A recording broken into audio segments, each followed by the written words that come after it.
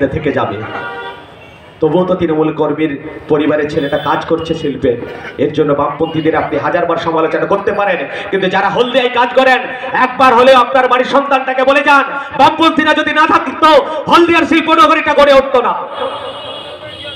শিক্ষার অবস্থাটা কোথায় কোথায় পাঠিয়েছেন আপনারা? কোন জায়গায়? ৮,২০০ স্কুল বন্ধ করে দেওয়া হয়েছে। বেসরকারি স্কুলের পথে হাঁটছে সরকার। সরকারি স্কুল খুললে সরকারের খাতে যে অর্থ বরাদ্দ হতো তার করতে হবে না, বেসরকারি স্কুল থেকে সরকারের টাকা রোজগার হবে, বিভিন্ন উন্নয়ন খাতে সরকার তা খরচ করতে পারবে। আর সরকার আমার আপনার উন্নয়নের জন্য যা খরচ করবে তার থেকে বেশি তার নেতাদের পরিবারের উন্নয়নটা বেশি হবে।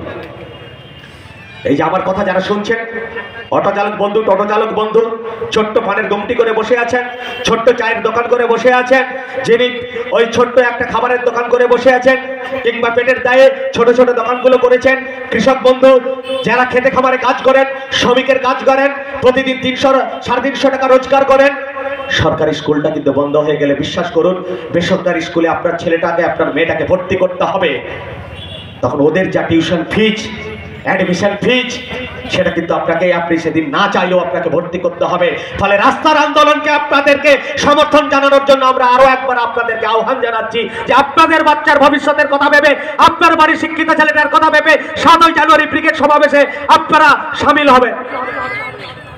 এক ভয়ঙ্কর পরিস্থিতি আমাদের রাজ্য এবং দেশের জন্য। হিন্দুত্ব সামনে রেখে গোটা দেশ এবং রাজ্যটাকে দখল করো, পিছিয়ে নেই মমতা বন্দ্যোপাধ্যায়। আমরা হিন্দুর বিরুদ্ধে নই, আমরা মুসলমানের বিরুদ্ধে নই, হিন্দুত্বের বিরুদ্ধে, মুসলমানত্বের বিরুদ্ধে। কেন্দ্রের একটা সরকার বসে আছে যার কোনো এজেন্ডা নেই।